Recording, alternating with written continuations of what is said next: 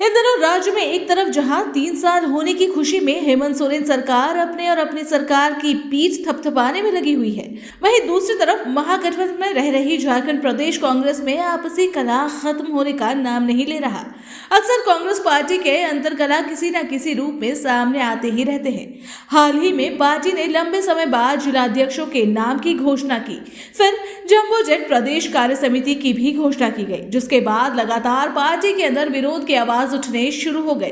पहले अल्पसंख्यकों और दलितों को जिलाध्यक्ष की सूची में जगह देने को लेकर प्रदेश कार्यालय के सामने पार्टी आलाकमान का पुतला फूंका गया। इस विरोध के बाद जिलाध्यक्षों की सूची में बदलाव किया गया। बावजूद इसके विरोध नहीं थमा। महिलाओं की हकमारी को लेकर प्रदर्शन हुए तो कोडरमा सहित कई जिलों में नवनियुक्त जिलाध्यक्षों के खिलाफ विरोध की आवाज उठने शुरू हुए और ये आवाज रांची पहुंचने लगी। कोडरमा में सिर्फ एक दिन के लिए जिला अध्यक्ष बनाए गए नारायण वर्णवाल के जगह भागीरथ पासवान को जिला अध्यक्ष बनाने का विरोध प्रदेश मुख्यालय तक पहुंच गया।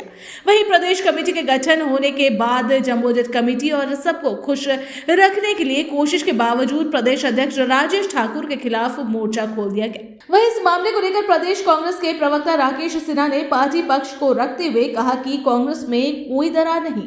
कांग्रेस के तमाम मंत्री और विधायक एक साथ महागठबंधन सरकार के साथ है। साथ ही हम राज्य में विकास की लकीर खींचने में हर तरह से सफल भी हो रहे हैं। भारतीय जनता पार्टी में जो मुद्दा शिथिल थे उन्हें भी हमारी सरकार ने अमला जामा पहनाने का काम किया। विपक्ष के पास अब कोई मुद्दा नहीं बचा। अब विपक्ष के द्वारा ये षड्यंत्र रचा जा रहा है कि कैसे कांग्रेस पार्टी को बदनाम किया जाए। भारतीय जनता पार्टी दो फार होने जा रही है, ये खबर नहीं बनता, लेकिन कांग्रेस के अंदर कहाँ बिरसा कांग्रेस की बात है ये मुझे पता नहीं कि कैसे ये खबर मीडिया की सुर्खियाँ आ जाती है, जबकि कांग्रेस के तमाम विधायक, तमाम मंत्री पूरी एकजुटता के साथ महागठबंधन सरकार के साथ हैं और हमारी प्रतिबद्धता राज्य के विकास के प्रति है और हम राज्य को विकास की एक नई लकीर खींचने में हद तक सफल भी हो रहे हैं। जो भारतीय जनता पार्टी के शासनकाल में जो मुद्दे शिथिल थे उन तमाम मुद्दों को महागठबंधन की सरकार ने अमली जामा पहनाने का काम किया है। तो जब विपक्ष के पास अब कोई मुद्दा बचा नहीं, विपक्ष जब दोनों हाथ से खाली है तो वो थपरी बजाने का काम कर रही है और हमें लगता है कि उसी थपरी की आवाज़ में कहीं ना कहीं विपक्ष के द्वारा ये षड्यंत्र भी रचा जा रहा है कि कैसे हम कांग्रेस के ऊपर आरोप मढ़ें, कैसे हम कांग्रेस के विकासशील चेहरे को हम बदनाम करें।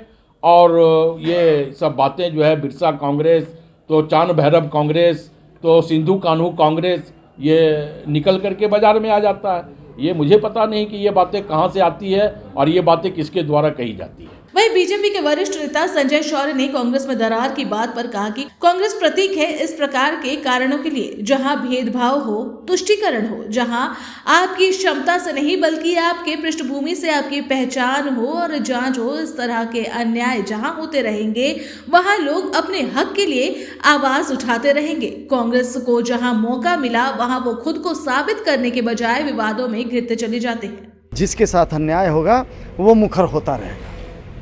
यही नतीजा है कि भाजपा को पैर खींचने की ज़रूरत नहीं, वो खुद लड़खड़ाते हैं कांग्रेस वाले और खुद गिरते हैं। नतीजा आज कहाँ खड़ा है।